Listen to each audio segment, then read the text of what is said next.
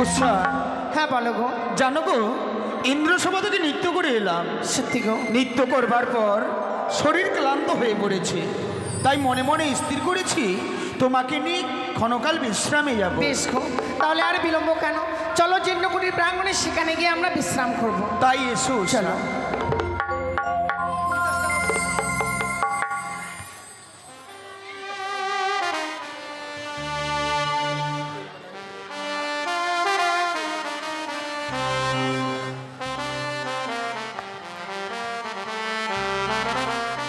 প্রাণ রমণ রিধিভূষণ হৃদয় রতনস্বামী,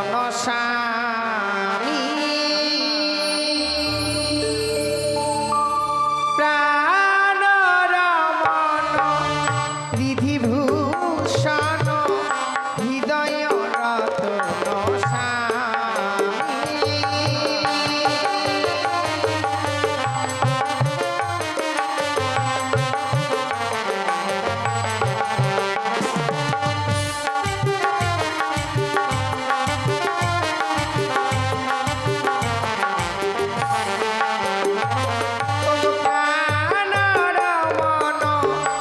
বিভূষণ হৃদয় রতনস্বামী,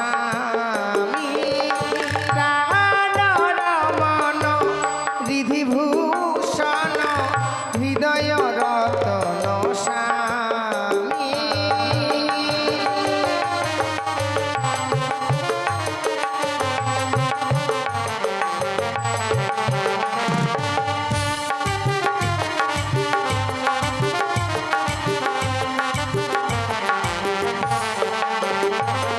আমার অন্তরে বাহিরে তুমি আছো সবে, ও গো অন্তর্যামী।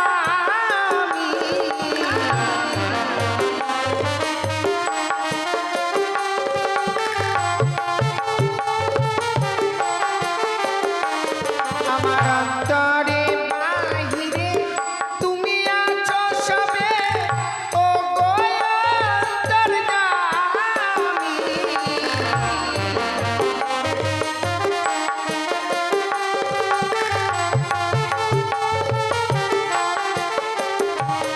ওগো প্রাণ রমণ রিধিভূষণ হৃদয় রতনস্বামী, প্রাণ রমণ রিধিভূষণ হৃদয় রতনস্বামী।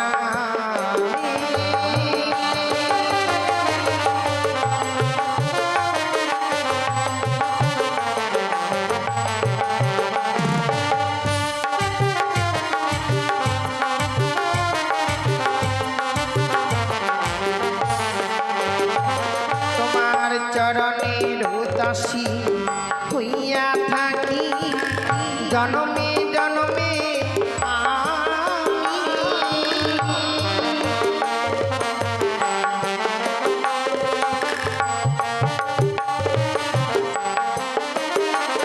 তোমার চরণের উদাসী হইয়া থাকি জনমে জনমে আমি।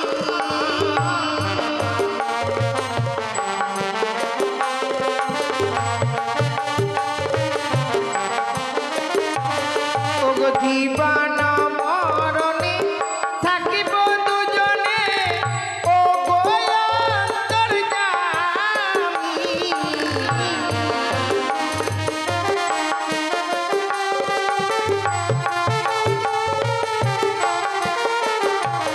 ওগো প্রাণ রমণ রিধিভূষণ হৃদয় রতনস্বামী, প্রাণ রমণ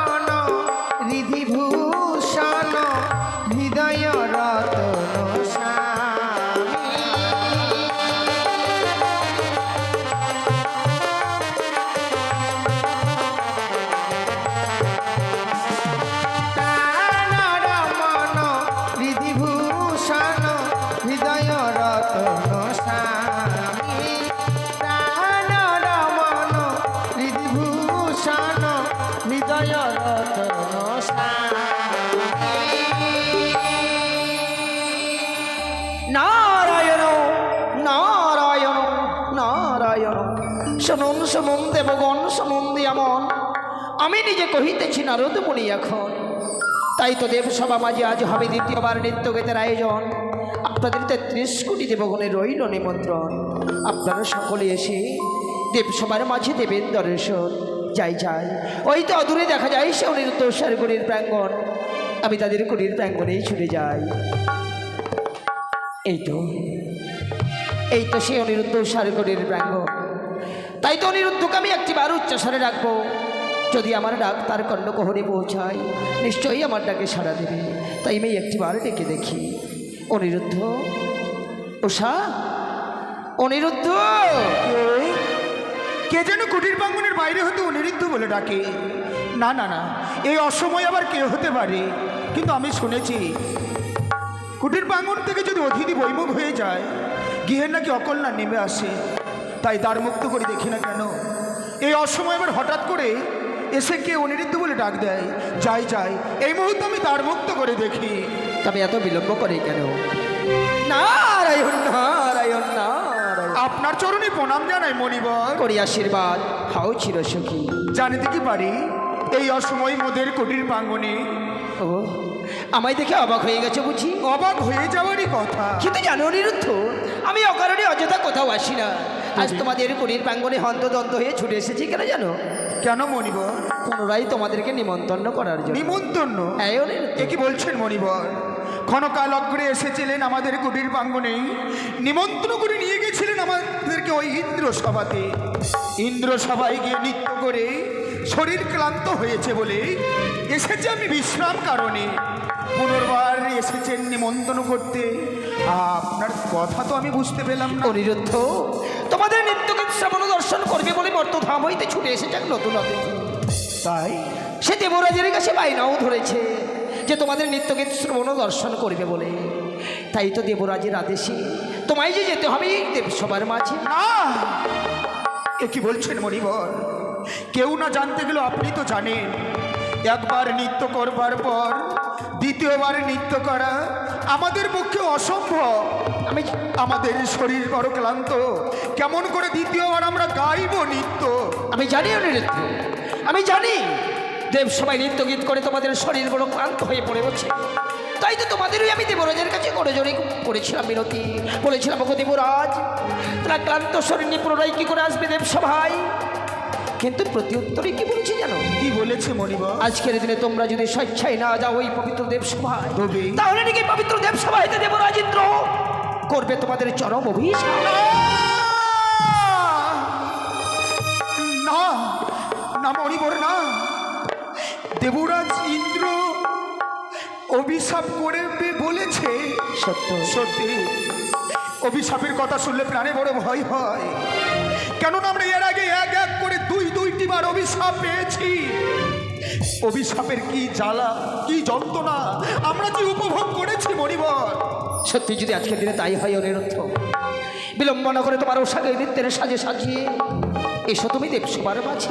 আমি যাব মণিবর, যাব। আমাদের যতই কষ্ট হোক না কেন আমরা ওই ইন্দ্র সবাই দ্বিতীয়বার নৃত্য করতে যাব।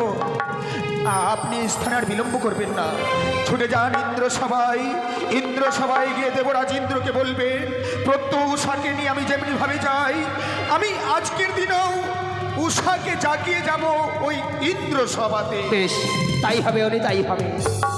আমি ছুটে জানলাম সেই দেবসভায় তোমাদের হয়ে দেবরাজকে ক্ষণিক সময় বুঝিয়ে রাখবো। কিন্তু হ্যাঁ, ওই উষাকে জাগাতে গিয়ে যেন তুমি ঘুমিয়ে পড়ো না। আসি। নারায়ণ নারায়ণ নারায়ণ। এ কি করলাম আমি? উষার কাছে না জেনে, উষার কাছে না শুনে আমি মণিবরকে কথা দিয়ে ফেললাম। না জানি উষা বিশ্রামে গিয়ে নিদ্রায় মগ্ন হয়ে পড়েছে। উষার কাঁচা নিদ্রায় আমি উষাকে জাগিয়ে তুলব? না না না, আমি যে মণিবরকে কথা দিয়ে ফেলেছি, যেই করে হোক না কেন উষার নিদ্রা ভাঙিয়ে উষাকে নিয়ে যেতে হবে। যাই, এই মুহূর্তে আমি ছুটে যাই। উষা, বলি ও উষা, বলি ও উষা।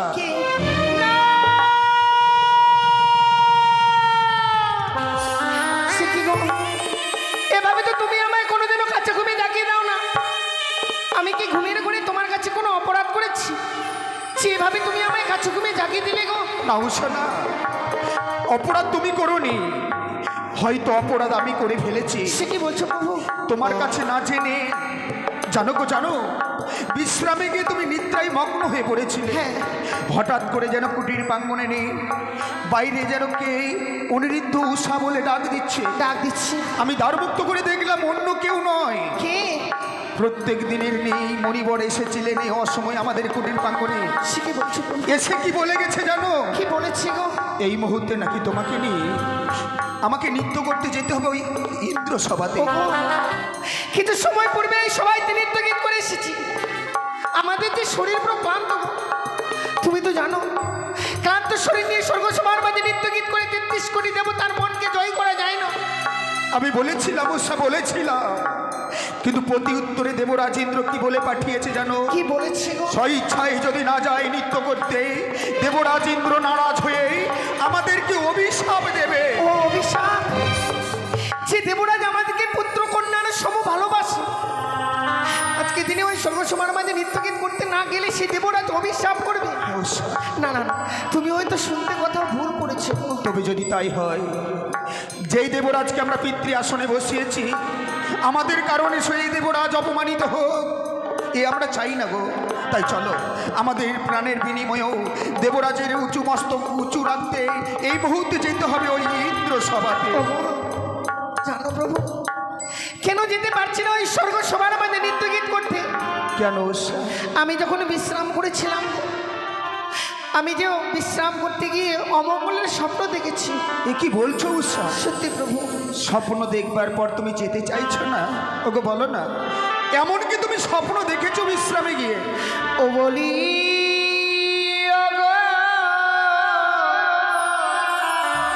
প্রাণনা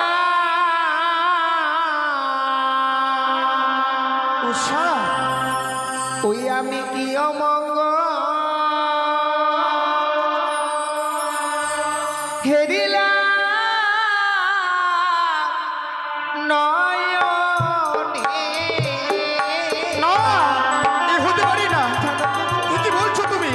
আমি যে অমঙ্গলের স্বপ্ন দেখেছি।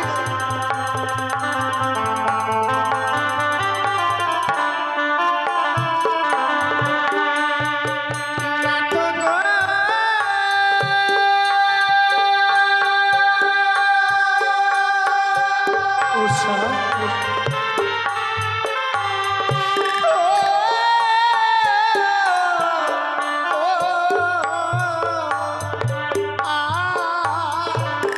বামে চোখ নৃত্য করে গো, প্রাণে লাগে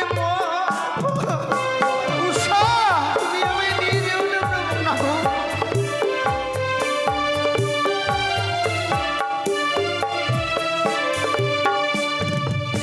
ওই যে শূন্য ডালে কাকা বসে,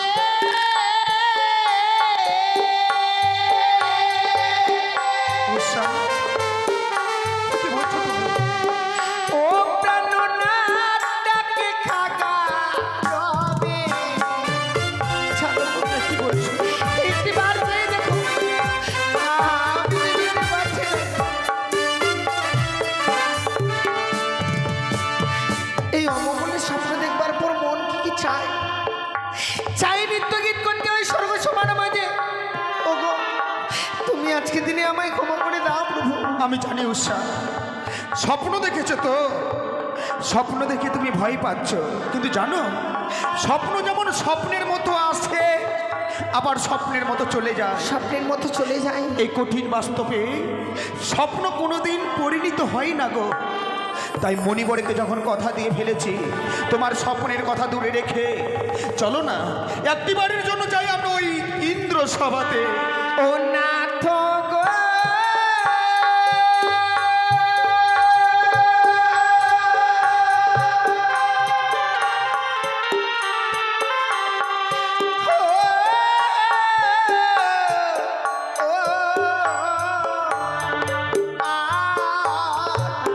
হাঁটিতে ছোট লাগে গো, মাথায় থেকে উষা, এ কি বলছো তুমি?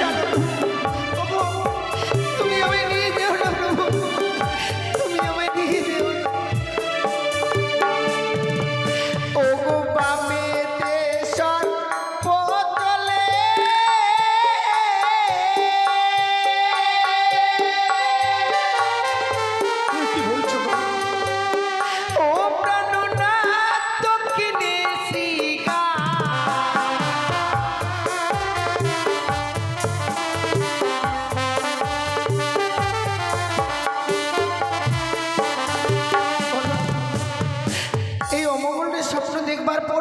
যাই যদি ওই স্বর্গ সবার মাঝে নৃত্য গীত করতে, তবে সেখানে গিয়ে যদি আমি তোমায় হারিয়ে ফেলে কি দিয়ে বেঁচে থাকবো বলতে পারো? আমি যে তোমায় ছাড়া বেঁচে থাকতে পারবো না গো। আমি জানি উষা, আমি জানি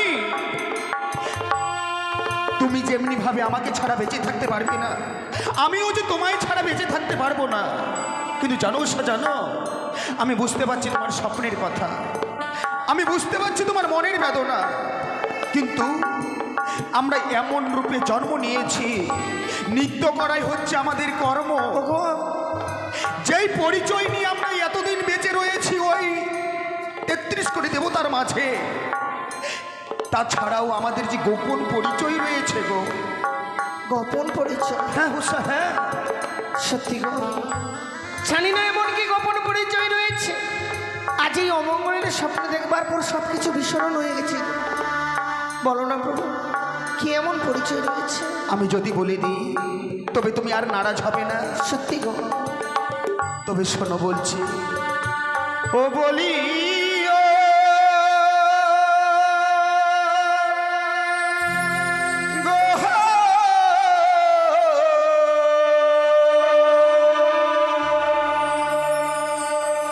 ও পিয়ে উষা,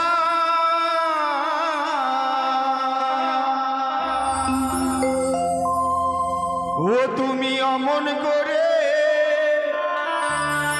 পিয়ে গো আর কেহে দো না,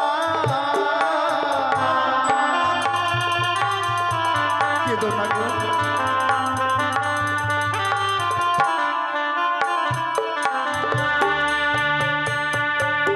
ওহ প্রিয়ে গো,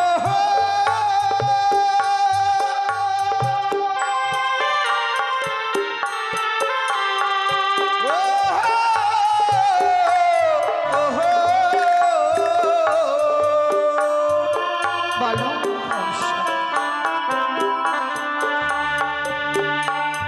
ও গো বামি রাজারি কন্যা তুমি, নামে উষাবতী।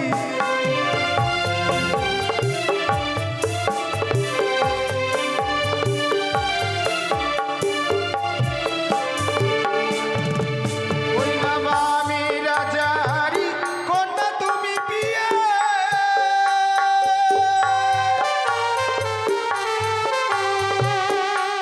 পিয়া গো নামে উষাবতী।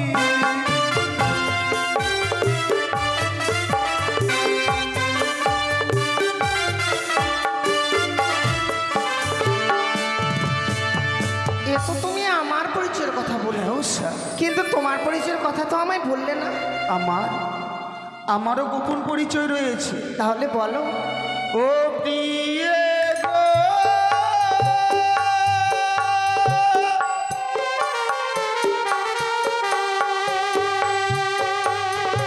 ও,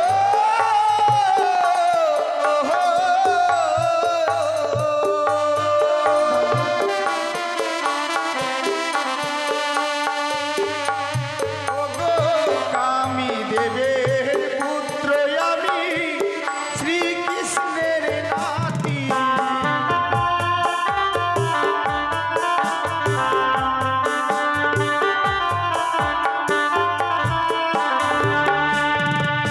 জানো উষা, হ্যাঁ, বাম রাজার কন্যা তুমি, নাম তোমার উষাবতী। কামদেবের পুত্র আমি, শ্রীকৃষ্ণের নাতি। সত্যি গো। ভগবান শ্রীকৃষ্ণ তিনি হচ্ছেন আমার দাদু, তাই নৃত্য করাই হচ্ছে আমাদের কর্ম। ৩৩ কোটি দেবতার মাঝে নৃত্য করে তাদের মনকে যদি জয় করতে পারি, তারা যে আশীর্বাদ দেবে, তাদের আশীর্বাদে আমাদের দাম্পত্য জীবনখানা সুখীময় হবে। সত্যি গো, এত বড় পরিচয় নিয়ে সর্বসভার মাঝে বেঁচে রয়েছি। অমঙ্গলের স্বপ্ন দেখবার পরে সব কিছু যেন বিস্মরণ হয়ে গেছে। অজান্তেও দেবঋষি নারদকে তুমি যখন কথা দিয়েছ, হ্যাঁ, শুনেছি নারীদের ধর্ম হচ্ছে স্বামীর আদেশ পালন করা। আজকে দিনে তুমি আদেশ করছো, তোমার আদেশ অমান্য করতে পারি না প্রভু। তবে যদি তাই হয়, মুছে ফেলো নয়নের জল। এই মুহূর্তের হংসরথে চেপে আমরা যাই যুগলে ওই ইন্দ্র সভাতে।